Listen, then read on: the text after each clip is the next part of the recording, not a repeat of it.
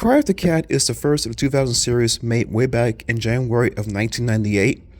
And since then, we only had 25 books in the whole 2000 series that we had from that point. And as my luck would have it, I actually missed all of the books until much later on in my life as I got older and got more of my love for Goosebumps back into me again. What kind of recounted it back then for me was when I went to a movie one time called Wish Upon back in 2017.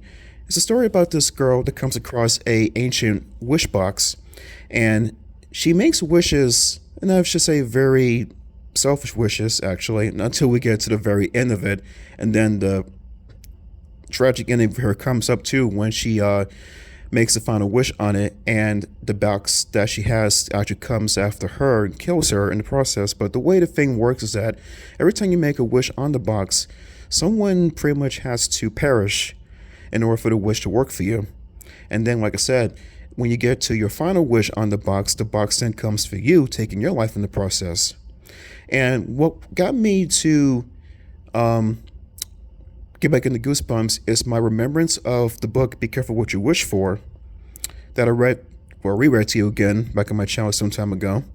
And it got me thinking that, you know, the moral of the story is be very careful what you wish for in that sense, because if you're not, you know, you just might actually get what you want, or sometimes you may not get what you want, and say you may get what you deserve. But in any case, so I got my love back into Goosebumps again after watching that movie. It was a very terrible movie too, but I guess it kind of paid off though in the end. So I decided to get back into all the books that I used to have back when I was growing up, and then the 2000 series, I decided to go after some of the books in that series too, because there were some that I heard were really good, and yeah, they were really good. Like for example, The Haunted Car that I read for you guys way back when we had the whole thing with COVID. That was a very devastating moment, you know, but that video set has like a whole, you know, massive views. And I really do appreciate you guys for doing that, you know, for watching it. Thank you so much from the bottom of my heart for that. And I've also read Attack of the Graveyard Ghouls and also Bride of the Living Dummy. Now, mind you, these are books that were reprinted later on in the time too. And I had to try to find out if there are other books in the original format, like Revenge of Us. Then there's also Ghost in the Mirror, which was a very good book too. Then there's also the also reading Be Afraid, Be Very Afraid, which is not so well received, but the story has a good premise to it though when it comes to the first part of it, and then the next part just kind of just mucks over itself. But in any case, and of course Cry of the Cat, which I read for you guys just now too. And this book is very, very cool for the first entry of the series, and I love the cover of the book too, with the picture of the cat in the front of it, and shows a drool hanging off the fangs, and it's got like the redness of the side of the cat on the right of the side of the book, like it's on fire, which kind of means like it's trying to be a cat from hell basically, as that's what it pretty much does when it comes to Allison in the story too. It kind of puts her through hell in her own way too, after she accidentally runs over the cat with her bicycle on the way to school with her friend Ryan one morning, and then she tries to do the right thing by returning the dead cat to its owner, well, presumably dead cat to its owner, actually. And then the cat all of a sudden pops up and just leaps off. And at one point, it actually scratches her, which does the curse at hand at that point. And then she begins to act like a cat, basically. And one part that kind of grossed me out was when she found like cat fur in her soup. I never want to think about that ever again, because that is so disgusting. I don't want to think about that ever again. But then she starts eating out of tuna cans, and she starts to, jump up and purr at some point. Pretty much taking on the same role as the cat Rip. That's what the name this cat's called.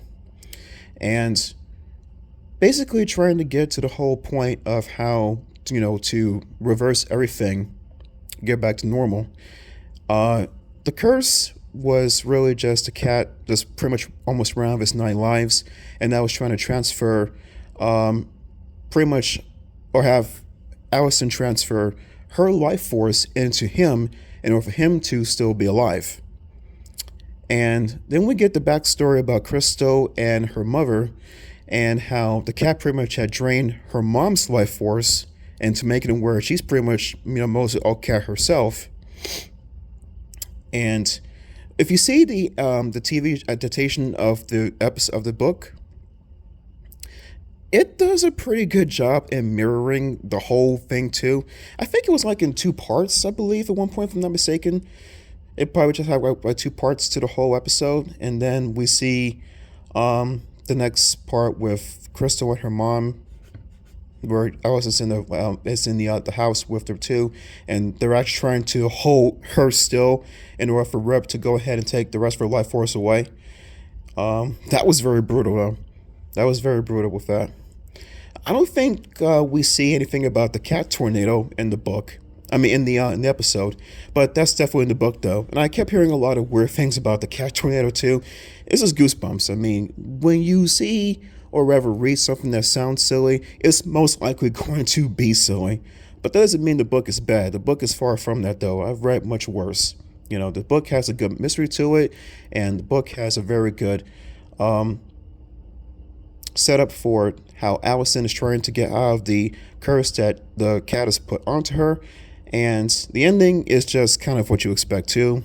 I kind of expected it too. It's it's very funny. I just hope that at some point they'll come near any kind of dogs or anything like that, because cats and dogs, from what I heard about, don't mix all that well. Anyway, I love the book. I love reading it to you guys. I really wish I could have read this book a lot sooner in my life though, but I guess better late than never. So it's not that bad of a thing though. So with that, guys, that's a review for Cry of the Cat, and I hope that you enjoyed the read of it too. I really enjoy reading it to you guys too. Next up is going to be, I'm already reading right now to you right now, Be Afraid, Be Very Afraid, also from the 2000 series.